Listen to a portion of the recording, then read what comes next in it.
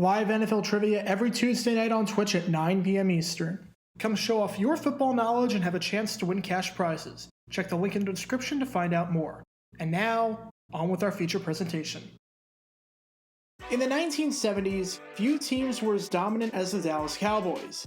Tom Landry was running a well-oiled machine down there and was in charge of a team that was consistently good. They had a winning record every year during the decade. From 1966 to 83, they made it to the postseason in all but 1 year.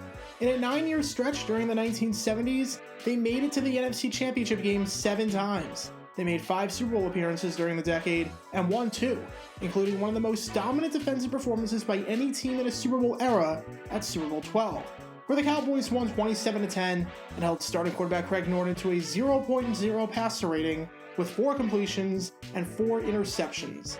So naturally, the stupidest thing you can do if you're playing the Cowboys during this time is to give them any bulletin board material by saying that they're a trash team. Call out their best player, say that the team doesn't have any heart whatsoever, completely criticize them for the way they play the game.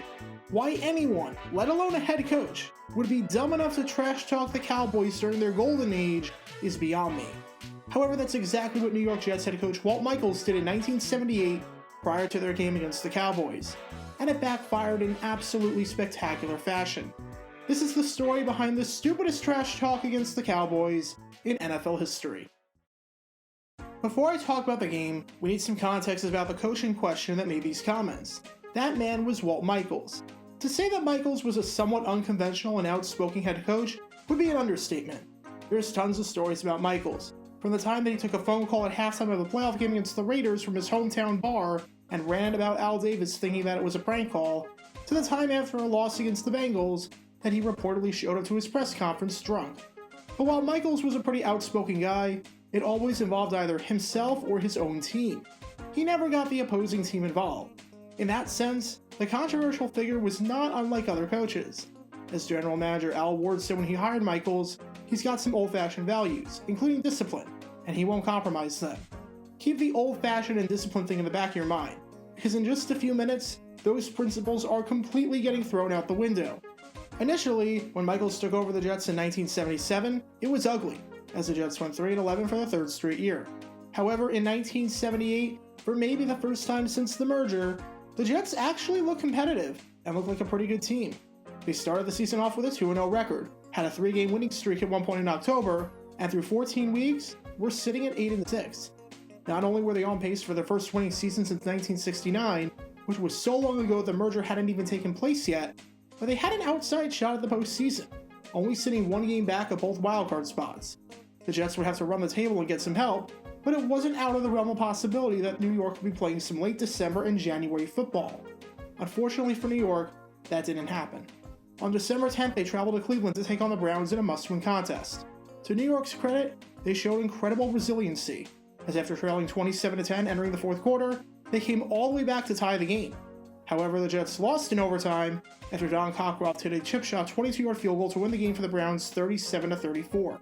Combined with wins by the Dolphins and the Oilers, the 2 wildcards, and the Jets were now 2 back with 1 to play, officially eliminating them from playoff contention. Still, they wanted to finish this season strong and have their first winning record in nearly a decade. Unfortunately for the players, Walt Michaels was about to make that objective nearly impossible.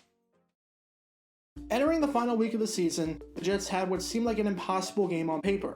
They had to square off against the Dallas Cowboys. If you need a reminder on how good the Cowboys were back then, yeah, they were really good. Through 15 weeks, they were 11-4. You could make a legitimate argument that they were the best team in the NFL at the time. They had the 2nd best point differential in the league, and the top total in the NFC by 99 points over 2nd place. They had scored 354 points, which was 1 off the league lead, and had a commanding and nice 69-point lead over 2nd place, which was held by the Rams at 285. They had won 5 straight games, with 4 of those wins being by at least 3 possessions, and they outscored their opponents 154-54 in that stretch. And yes, the Cowboys were talkers, but the defending Super Bowl champions could back it up. Case in point, their Thanksgiving showdown against their NFC East rival Washington. Prior to the game, Tony Dorsett and Hollywood Henderson basically said that the game was going to be a cakewalk, and that Washington was their Thanksgiving turkey.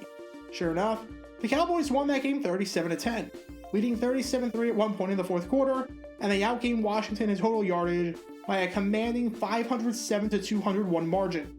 And the year before, when they won the Super Bowl, they flat out refused to take the Giants seriously before one of their games, doing no preparation whatsoever for the game, and they wound up destroying them.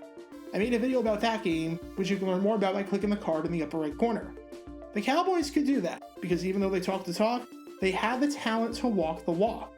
They backed up their trash talk. And so, heading into their showdown against the Cowboys, Jets head coach Walt Michaels decided to do the same, and for some inexplicable reason, decided that this was a good opportunity to give the Cowboys some bulletin board material. He implied that he had no idea who Hollywood Henderson was, flat out saying, "Who is this guy Henderson?" He said that he knew nothing about Tony Dorsett other than the fact that he changed his name and that he's from an area with mines.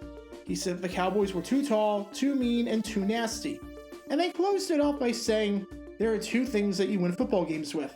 It's here and here," pointing to his heart and his head. Basically, he implied that the Cowboys were a stupid team that didn't have any heart. Aside from the fact that you have somehow given the Cowboys bulletin board material and have given them the opportunity to put a chip on their shoulder, Henderson made the Pro Bowl that year. He was one of the best linebackers in football. And Dorsett was a Pro Bowl running back who was the Offensive Rookie of the Year before, and was arguably the top running back in the entire league. Why are you trying to act like you don't know who Henderson and Dorsett are? And keep in mind, Michaels did this completely unprompted. No reporter asked him about this. No reporter told Michaels anything or incited him to make these remarks. He just went out and did this on his own for some reason. That takes us to December 17, 1978, the regular season finale at Chase Stadium between the Cowboys and the Jets, where the Cowboys are not only playing for a shot at home field advantage, but are playing with some extra motivation because Walt Michaels is an idiot. How did the game turn out? Yeah, it turned out exactly how you'd expect. To make a long story short, yeah, the Cowboys completely blew out the Jets. It wasn't even close, and it was never close. Fortunately for Jets fans, if they weren't at Chase Stadium, they weren't able to watch this catastrophe, since CBS decided to show the Giants-Eagles game taking place at the same time, and there was no cross-flexing back then. And it's probably for the best. Dallas led 7-0 after a touchdown run by Tony Dorsett in the first quarter.